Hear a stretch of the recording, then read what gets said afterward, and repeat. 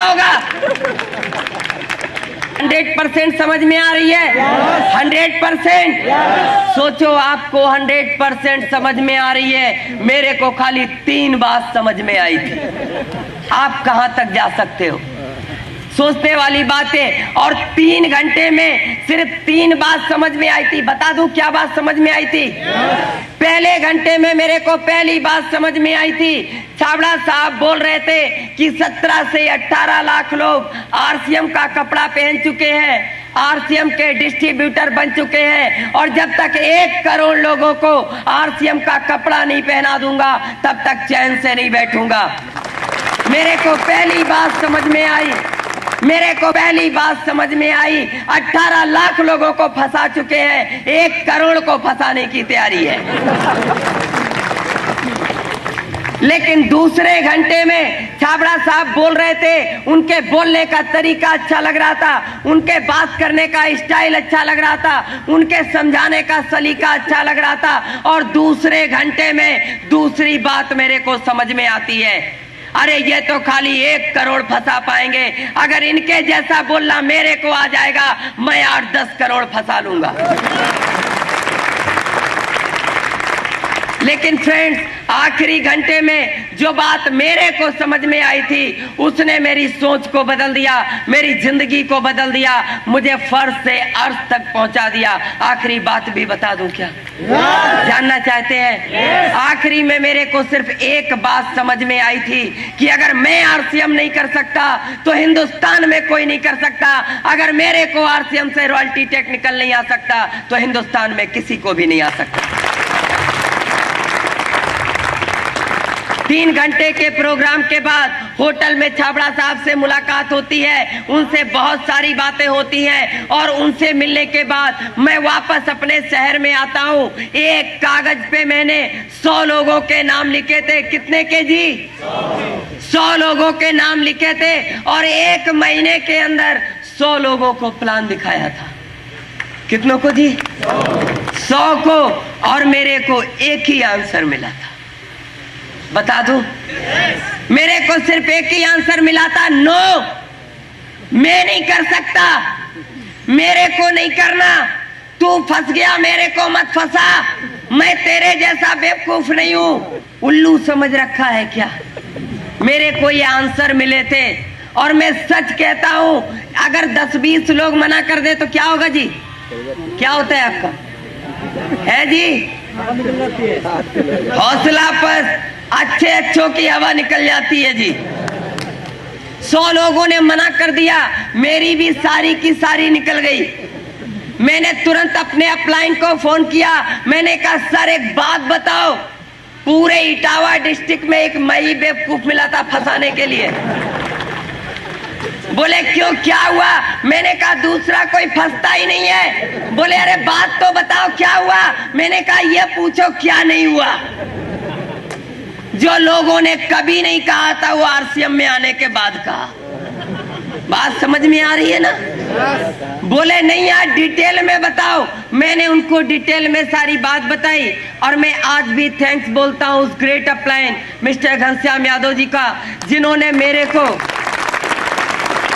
उन्होंने मोबाइल पे मेरे को एक स्टोरी सुनाई थी, और मोबाइल पे जो मेरे को स्टोरी सुनाई थी, मैं सच कहता हूँ उस स्टोरी ने मेरे अंदर जो उत्साह भरा था, जो ताकत भरी थी, उस स्टोरी को आज भी जब कभी मैं निराश हो जाता हूँ, जब कभी मैं हताश हो जाता हूँ, उस स्टोरी को एक बार याद कर लेता हूँ, और मैं सच कहता हूँ उसके बाद जब खंबा भी सामने आ जाता है तो उसको भी आरसीएम समझ में आ जाता है।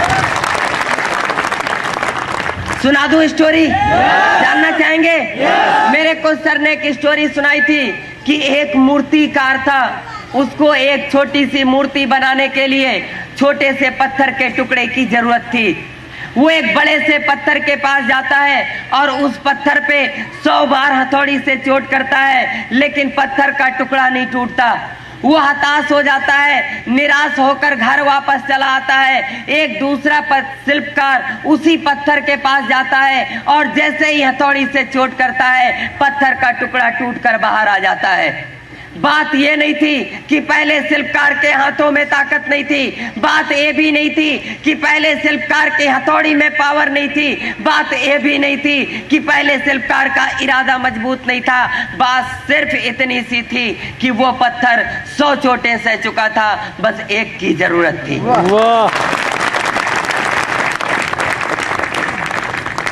मेरे को सर स्टोरी सुनाते हैं, मैंने तुरंत अपने एक दोस्त को फोन किया, मैंने कहा यार एक बात बता, मेरे को तेरे से मिलना है।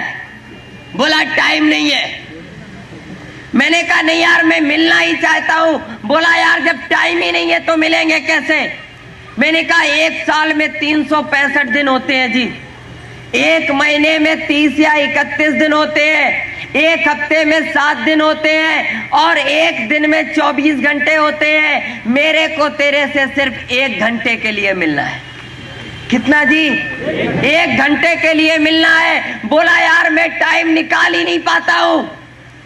मैंने कहा मैंने रतन टाटा का इंटरव्यू पढ़ा था, उनके इंटरव्यू में एक बात थी, उन्होंने कहा था कि महीने में 2-4 दिन का टाइम मैं भी निकाल सकता हूँ, महीने में 2-4 दिन के टाइम मेरे पास भी होता है, मैं भी कुछ नया कुछ रचनात्मक काम कर सकता हूँ। अरे सोचने वाली बात है, इस देश के उद्योगपति के पास महीने में 2-4 दिन का टाइम हो सकता है, लेकिन इस देश के रोडपति के पास 1 घंटे का टाइम नहीं है। बात को समझने की कोशिश करना। बोला ठीक है मैं तेरे से 1 घंटे के लिए मिल सकता हूं। एक बात बता, रात को 10 बजे मेरे घर आ सकता है क्या? सोचने वाली बात है। मैं चंबल घाटी का रहने वाला हूं। कितने लोगों ने नाम सुना है जी चंबल घाटी का? बहुत सारे लोगों ने सुना है। तो मैं चंबल घाटी का रहने वाला हूँ। रात को 9 बजे के बाद लोग अपने घर का गेट नहीं खोलते, भले ही मेहमान आ जाए। और वो मेरे को बोलता है रात को 10 बजे मेरे घर आ सकता है क्या? उसके घर से मेरा घर 10 किलोमीटर दूर है। मैंने मन में एक ही बात सोची, तेरे को फंसाना है। 10 बजे क्या, रात को 12 बजे भी आ जाऊंगा।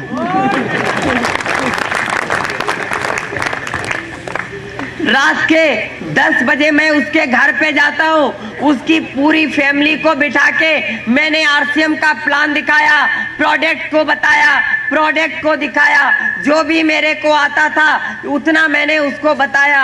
और सब कुछ जानने के बाद मेरे से बोलता है यार वो सब तो ठीक है, लोगों के पास रॉयल्टी आ गई होगी, लोगों के पास टेक्निकल भी आ गया होगा, लेकिन एक बात बता, अगर कंपनी भाग गई तो? बात समझ में आ रही है जी? कितने लोगों को समझ में नहीं आ रही है? सारे लोगों को आ रही है जी। बोला अगर कंपनी भाग गई तो? मैंने कहा यार नहीं भागेगी। बोला नहीं मान ले भाग गई तो? मैंने कहा क्यों मान ले? बोला बस यूं ही मान ले, यूं ही मान ले भाग गई तो। मैंने कहा एक बात बता, आप एक शोरूम में जाते हो, एक शर्ट पसंद आती है, कीमत 500 होती है, आप 500 रुपए देते हो, शर्ट को लेकर शोरूम से बाहर आ जाते हो। शोरूम वाला अपने शोरूम में ताला डाल देता है, बोलता है आज के बाद अपना शोरूम कभी नहीं खोलूंगा, आज के बाद अपना शोरूम कभी नहीं खोलूंगा। आपका कुछ जाता है क्या? कुछ जाएगा? देखो यस या नो बोलते रहो। अगर देखो एक मैं आपको बात बताऊं कि बहुत सारे लोग क्या करते हैं, मुंडी ऐसे हिला रहे हैं, समझ में आ रही है यस। बहुत सारे लोग ऐसे ऐसे कर रहे हैं, समझ में आ रही है नो। बहुत सारे लोग पता ही नहीं चल रहा है यस है कि नो है। यार बीच वाले का उपयोग ऊपर वाला नहीं ढूंढ पाया, हम आप क्या ढूंढेंगे? और 5 किलो का मत हिलाओ यार, 2 ग्राम का हिलाने से काम चल सकता है। 2 ग्राम की है ना मुंह में, है कि नहीं है? तो उसको हिलाते रहो। नहीं तो मान लो आप भी चलो 5 किलो का हिलाओ, हम भी हिलाए, दोनों लोग हिलाते हैं, देखे मजा आता है कि नहीं? हिलाओ हिलाओ, आएगा जी? अभी सोच रहे होगे कि हम क्यों हिलाएं, 30 देकर अंदर आए, ठीक है ना? हम भी 30 देकर अंदर आए और आप ज्यादा से ज्यादा 200 किलोमीटर से आए हो, हम 1200 किलोमीटर से आए, ठीक है ना जी? तो जितना हम हिलाएंगे उतना आप भी हिलाएंगे। 5 किलो का नहीं, 2 ग्राम का। समझ में आ रही है ना बात? नहीं जाता है। एक बात बताओ,